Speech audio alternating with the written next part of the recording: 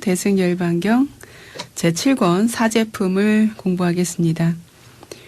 지난 시간까지 사제 또는 사성제에서 고성제를 끝냈고요. 집성제를 하다가 끝났습니다.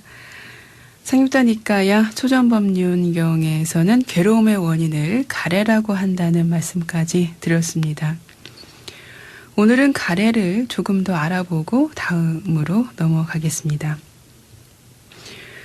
부처님께서 말씀하고 계신 가래는요, 목마른 사람이 물을 간절히 바라는 것과 같이 오욕, 즉 재물욕, 색욕, 명예욕, 수면욕, 식욕, 이 5가지에 대한 탐착을 말합니다. 불교에서는 이 가래를 모든 고통 또는 불행의 원인으로 봅니다. 여기서 말씀하신 감각적 욕망에 대한 가래는 즐거운 감각 대상을 갈구하는 것을 말합니다. 아름다운 형상, 즐거운 소리와 소리 대상, 향기로운 냄새와 그 향기의 근원, 감미로운 맛과 그 맛을 주는 음식, 황홀한 촉감과 그러한 촉감을 일으키게 하는 대상, 이러한 모든 것들이 즐거움의 대상이 됩니다. 이러한 즐거움의 대상을 갈망하는 것을 감각적 욕망에 대한 가래라고 말합니다.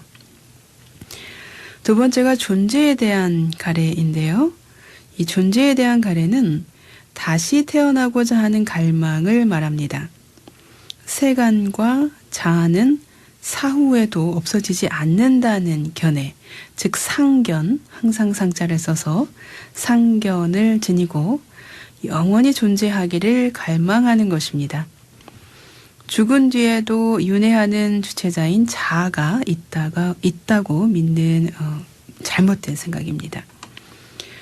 세 번째는 비존재에 대한 가래인데요. 이 비존재에 대한 가래는 아직 태어나지 않는다는 것으로 죽은 뒤에는 아무것도 없다는 단견, 끊을 단자를 써서 단견을 가지고 태어나지 않기를 갈망하는 것입니다. 이러한 가래가 있는 사람들은 인과를 믿지 않기 때문에 살아있을 때 모든 행위를 극단적으로 하는 경향이 있다고 합니다.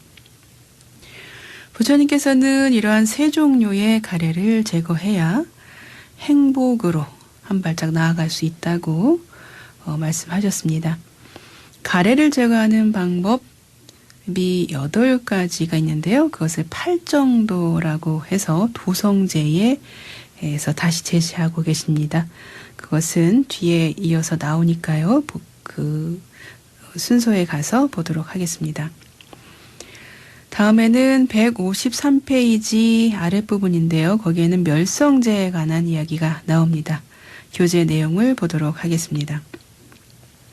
괴로움의 소멸에 이르는 진리, 고멸제라는 것은 설사 공한 법을 많이 닦아도 그것은 선하지 못한 것이니, 왜냐하면 온갖 법을 없애는 연고며 열애의 참 법장을 무너뜨리는 연곤이라.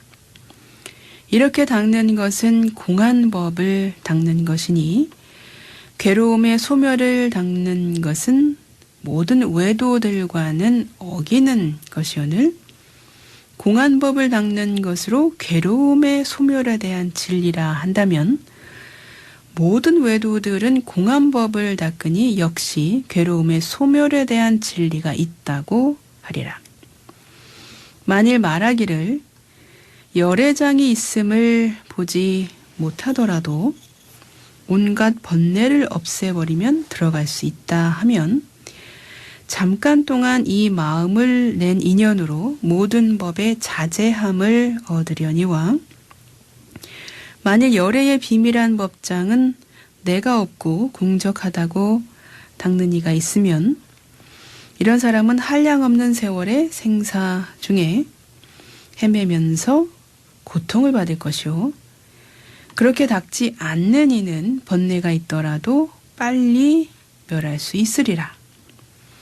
왜냐하면 열애의 비밀한 법장을 아는 까닭이니 이것을 괴로움의 소멸에 대한 성스러운 진리라 이름할 것이며 이렇게 괴로움의 소멸을 닦아 익히는 이는 나의 제자라 하려니와 이렇게 닦지 못하면 공안법을 닦는다 할지언정 괴로움의 소멸에 대한 성스러운 진리는 아니니라.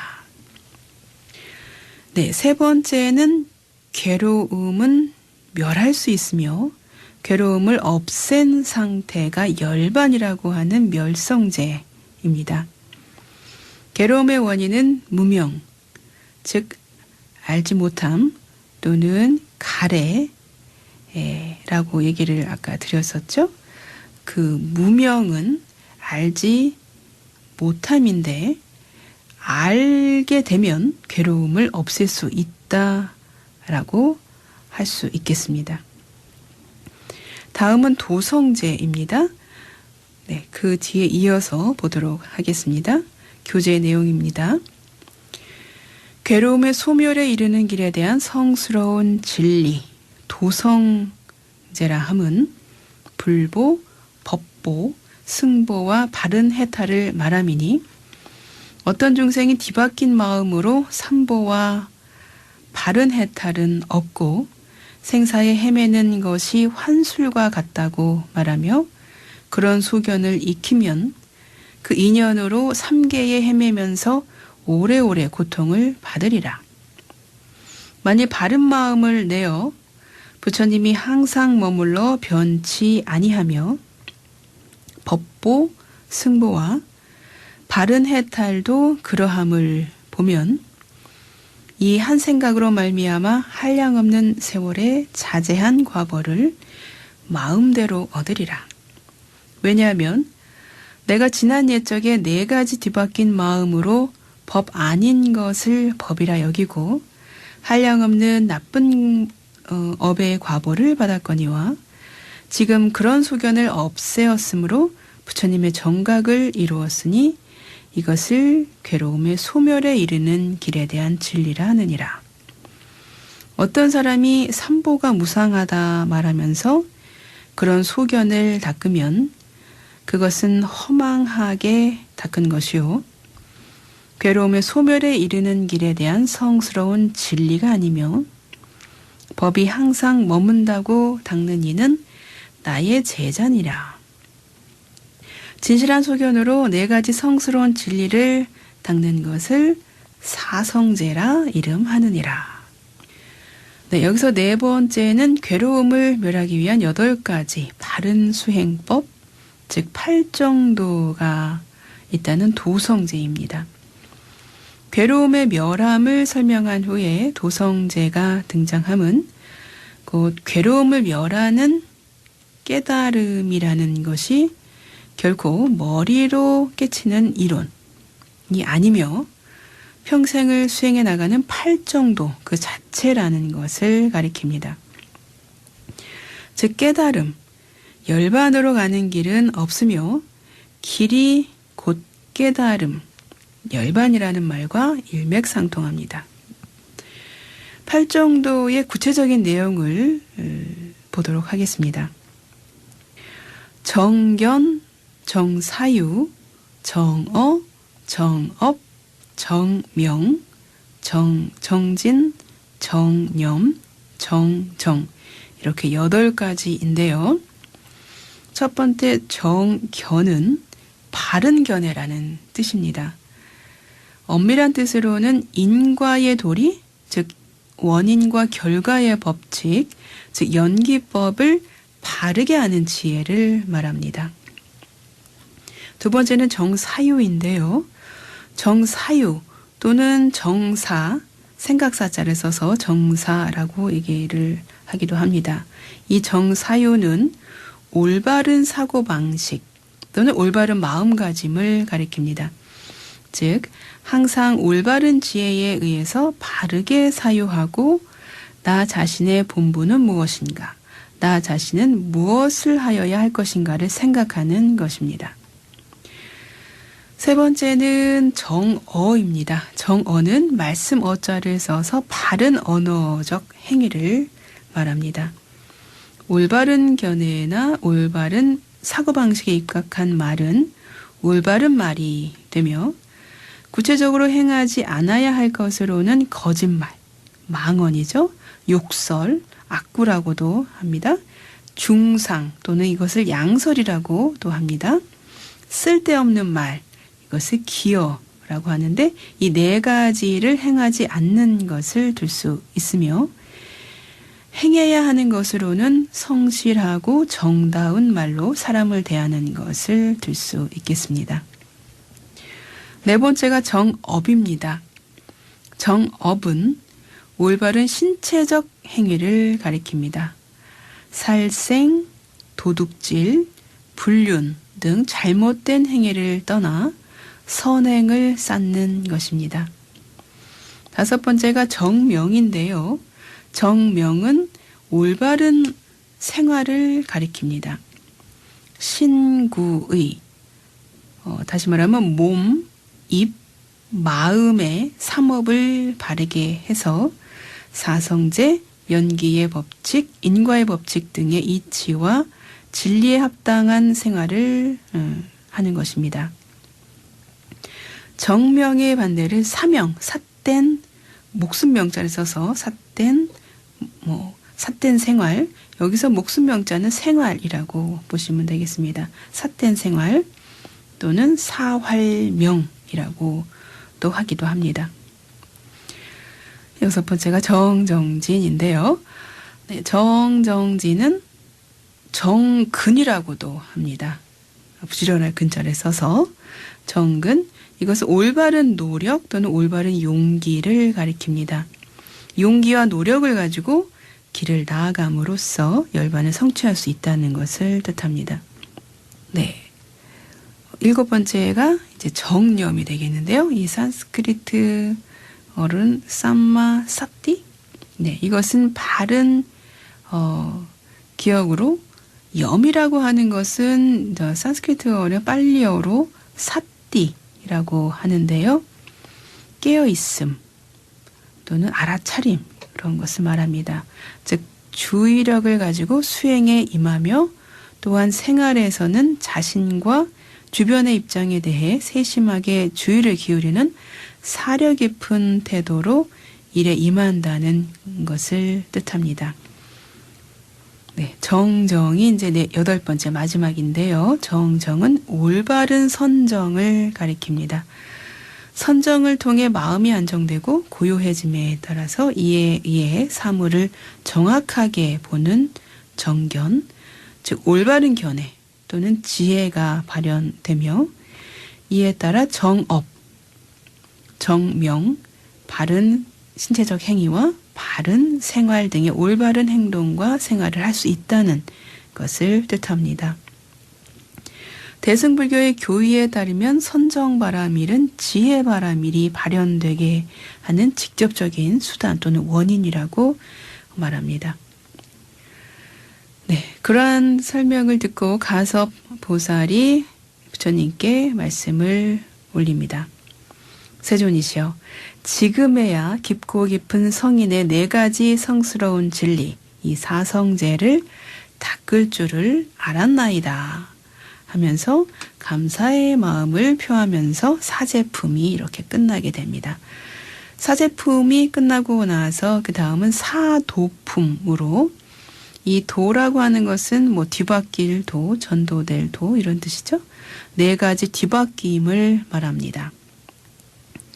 물론 이 열반경에서는 열반경의 내용에 관한 뒤바뀐 생각을 말하는 것입니다. 팔정도에서 보았듯이 우리가 세상을 바로 보는 것을 정견이라고 합니다. 세상을 바르게 본다는 것은 바른 마음으로 세상을 보는 것이며, 이렇게 보면 바른 삶이 이루어져서 괴로움이 생기지 않는 것입니다. 그런데 우리의 바른 마음이 뒤바뀌어 버리면 괴로움 속에 빠지게 되는 것입니다. 사도품에서는 우리가 세상 사는데 가장 중요한 네 가지 뒤바뀐 생각들을 바로 알도록 깨우치는 법문입니다. 부처님께서 가섭보살에게 말씀하십니다. 155페이지입니다. 선남자여, 네 가지 뒤바뀜이라 함은 괴로움이 아닌데 괴롭다는 생각을 내는 것을 뒤바뀜이라 하나니, 괴로움이 아니라는 것은 열애요, 괴롭다는 생각을 내는 것은 열애가 무상하고 변한다는 것이니라. 열애가 무상하다고 말함은 큰 죄와 괴로움이요, 열애가 이 괴로운 몸을 버리고 열반에 드는 것이 마치 나무가 닿으면 불이 꺼지는 것과 같다고 하면 그것은 괴로움이 아닌데 괴롭다는 생각을 내는 것이므로 뒤바뀜이라 하느니라. 내가 만일 열애가 항상하다고 말하면 곧 나라는 소견, 악연이니, 나라는 소견으로는 한량없는 죄가 있는 것이므로 열애가 무상하다고 말하여야 하며, 이렇게 말하면 내가 즐거움을 받는다 하거니와 열애의 무상함이 괴로움이니, 만일 괴로움이라면 어떻게 즐거움을 내겠는가? 괴로운데 즐겁다는 생각을 내므로써 뒤바뀜이라 하는 것이며, 즐거운데 괴롭다는 생각을 내는 것도 뒤바뀜이라 하나니, 즐겁다는 것은 열애요, 괴롭다는 것은 열애가 무상하다는 것이니라. 만일 열애가 무상하다고 말하면 이는 즐거운데 괴롭다는 생각을 내는 것이니라. 열애에 항상 머무는 것이 즐거운 것이거늘, 만일 내가 말하기를 열애가 항상 하다고 한다면 어찌하여 열반에 들며, 만일 열애가 괴로움이 아니라면 어찌하여 몸을 버리고 열반을 취한다 하겠는가? 즐거운데 괴롭다는 생각을 내므로써 뒤바뀜이라 하나니, 이것은 첫 번째 뒤바뀜이니라.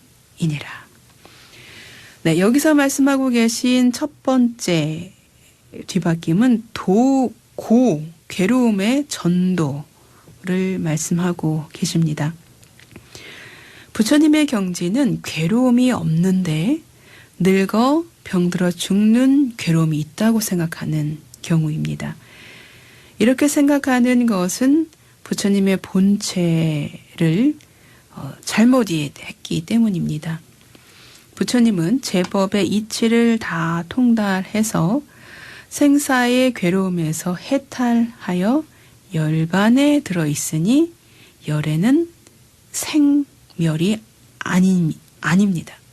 그런데 우리가 부처님께서 열반에 드시는 것은 나무에 불이 꺼지듯 무상하고 괴롭다고 하면 이는 세속의 어떤 중생의 마음에서 헤아려 일제법이 변하는 것으로 보고 열애도 무상하고 생사의 괴로움이 있다고 보는 것이기 때문에 중생의 무명으로 전도된 것이라고 할 수 있다는 것입니다. 경전에서는 괴로움이 아니라는 것은 열애요, 괴롭다는 생각을 내는 것은 열애가 무상하고 변이한다는 것이니라. 열애가 무상하다고 말하면 큰 죄와 괴로움이요, 열애가 이 괴로운 몸을 버리고 열반에 드는 것이 마치 나무가 닿으면 불이 꺼지는 것과 같다고 하면 그것은 괴로움이 아닌데 괴롭다는 생각을 내는 것이므로 뒤바뀜이라 한다라고 말을 하고 있습니다. 네, 이렇게 사도품에서는 네 가지 전도된 생각을 이어서 쭉 말을 하고 있는데요. 오늘은 첫 번째 뒤바뀜인 괴로움에 전도된 생각에 대해서 공부했습니다. 오늘은 여기까지 마치겠습니다. 부처님의 유언을 마음에 새기며 오늘의 경전 공부를 마치겠습니다. 형성된 것은 모두 소멸하기 마련인 법이다. 게으르지 말고 부지런히 정진하라. 공부를